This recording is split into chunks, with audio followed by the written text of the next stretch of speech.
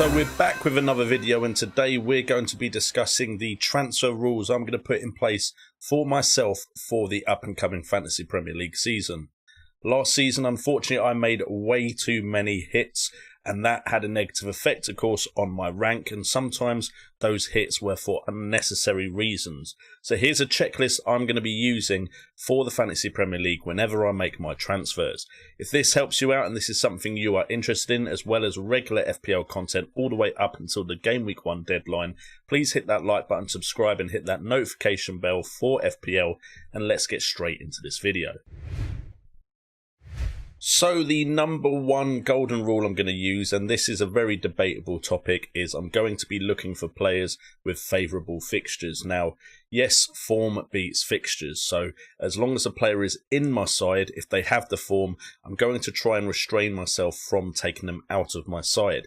However, for the players I'm going to be bringing in, for players that I'm no longer happy with, I'm going to be trying to make sure that I get players coming in with favourable fixtures, because that's stacking the deck in my favour. Yes, the likes of Mohamed Salah, Kevin De Bruyne, Bruno Fernandes, so on and so forth are probably great picks for the majority of the season. However, I'm going to stick with the ones that are performing for me and only transfer out players that need to be transferred out, and they're going to be for players with these favourable fixtures. Because at the end of the day, it is a bit of a game where we try and guess what's going to happen. We might as well try and guess what's going to happen in favour of the big teams beating the smaller ones. Of course, that can backfire. There's no guarantee behind this as a strategy. You just have to look at the Euros, with Holland being a very favoured team in the European fantasy football game, everyone going for 3 or 4 Dutch players, and of course they have just recently been knocked out. But overall, this is the favoured strategy for me, so this is my number one golden rule. The second rule I'm going to be using is, does the team have form for the player that I'm bringing into my side? So yes, we're going to look for favourable fixtures, but if it is someone like Palace who have just gone on a run of 6 or 7 games, sorry Mig for using Palace as an example, but if they've gone on a 6 or 7 games defeated streak, I'm not going to be looking to bring them in, even if they have some of the easiest opposition in the league, because they just don't have the form to make the most of those fixtures. A great example of this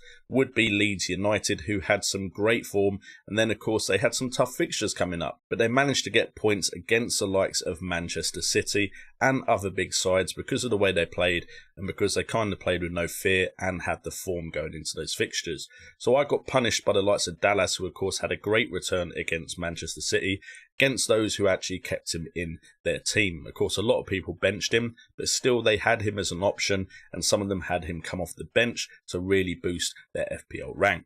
So I will not be taking out players that have form, and I'll be looking to bring in players that show some sort of form, either in actual points returns or their underlying stats, which of course I get from Fantasy Football Hub. Top link in the description if you want to go and check them out. Rule number 3 is, are they a proven asset? Now, there are different levels to this. So, for instance, the likes of Mohamed Salah on screen is a proven asset that I'll, of course, be very happy to have in my side, probably for the whole season or the majority of it. Then there are players that potentially might have gone out of form that are proven assets, and I'm bringing in someone that is a proven asset, like, say, Kevin De Bruyne for Bruno Fernandes at a certain point in the season, and that is all going to be fine.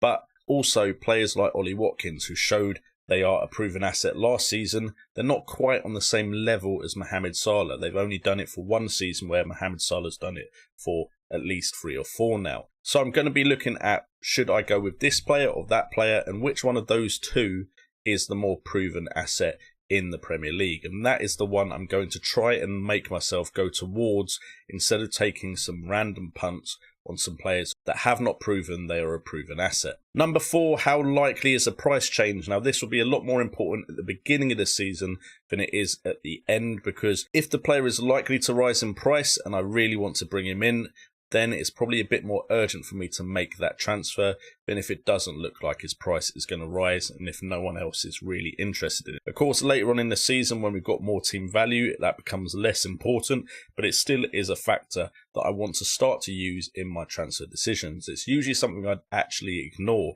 because I wait till the latest moment to make my transfers, but because of that, I often have a lot lower team value than other players do when it comes to the back end of the season, which means when they use their second wildcard, often they can bring in players that I simply can't. So this season, I'm actually going to try and play the game with transfers made slightly earlier if I think it is feasible and that player is going to rise in price. Of course, a big factor will be if I'm going to be priced out as well, which is making the transfer more urgent than a simple price rise, because if I don't have any extra money in the bank and that player is about to go up in price, then the transfer becomes a lot more urgent than if I actually have money in the bank and the price rise isn't as big a factor. But all of that is going to be in my mind when I make my transfer decisions this season. The fifth question I'm going to ask myself is, who are they replacing?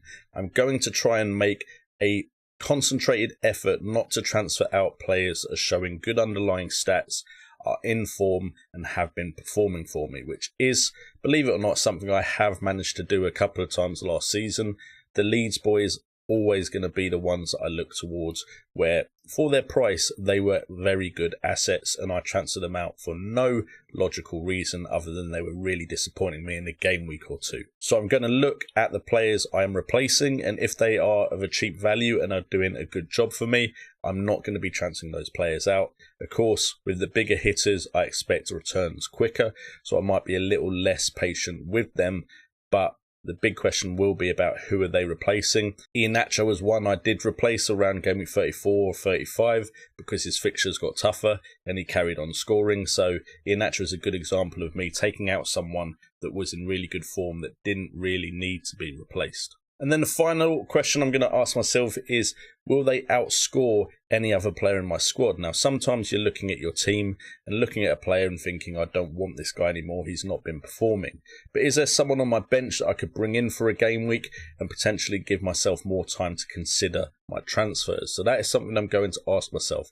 Someone like Dallas or someone like Lundstrom the season before, if anyone like that pops up, then potentially I should just be looking for them for a game week or two before I make my move. Also, just because the player is out of form, will the player that I bring in outscore that player? Someone like Diogo Jota, who had just come back from injury, looked like a great shout at the end of the season, but was really disappointing, and whoever I brought him in for, you know what, they probably would have done just as well because Diogo Jota was so underwhelming. So I'm now going to ask myself the question, will this player I bring in outscore the player I'm looking to get rid of?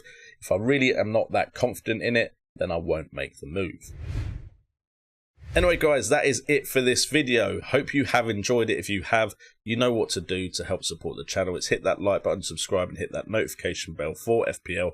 And check out Fantasy Football Hub, top link in description, for the fixture ticker that will help me make some of my transfer moves this season. With all that being said, I've been JNO. This has been FPL Today, and remember, it's all about the game.